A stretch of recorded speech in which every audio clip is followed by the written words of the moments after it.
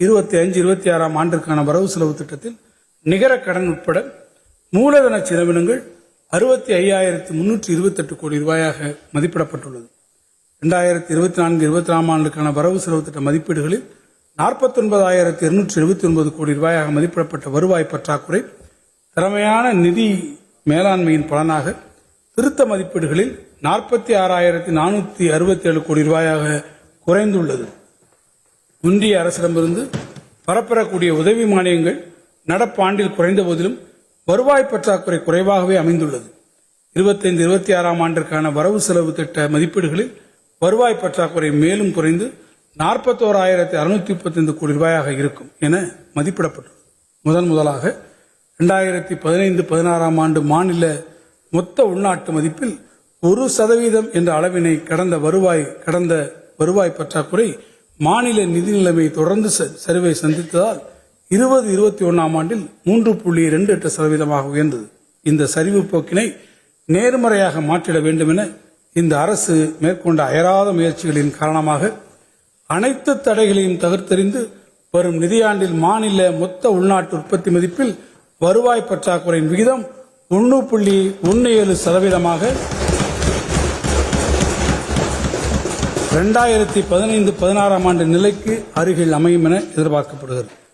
2024-25 ஆண்டுக்கான வரவு செலவு திட்ட மதிப்பீடுகளில் 1,08,690 கோடி ரூபாயாக மதிப்பிடப்பட்ட நிதி பற்றாக்குறை திருத்த மதிப்பீடுகளில் 6,992 கோடி ரூபாய் குறைந்து 1,01,698 கோடி ரூபாயாக இருக்கும் என மதிப்பிடப்பட்டுள்ளது.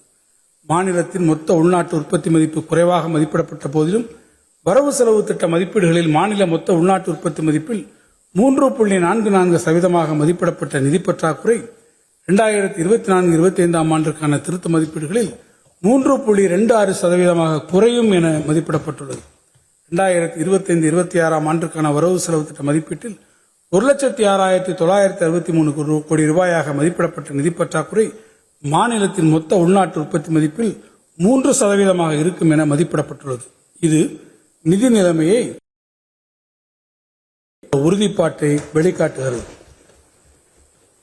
நிகர கடன்கள் குறைந்துள்ள போதிலும் 24-25 ஆண்டிற்கான வரவு செலவு திட்ட மதிப்பீடுகளில் 26.41% மதிப்பிடப்பட்ட மாநில மொத்த உள்நாட்டு உற்பத்தி மதிப்பில் ஒட்டுமொத்த கடன் விகிதமானது தற்போதைய மாநில மொத்த உள்நாட்டு உற்பத்தி மதிப்பின் அடிப்படையில் 24-25 ஆண்டுக்கான திருத்த மதிப்பீடுகளில் சற்றே அதிகரித்து 26.43% இருக்கும் என மதிப்பிடப்பட்டுள்ளது.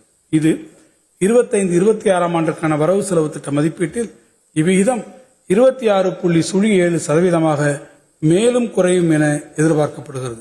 இது 15வது நிதிக்குழு 2025-26 ஆண்டிற்கு நிர்ணயித்துள்ள 28.7% உள்ளாகவே உள்ளது.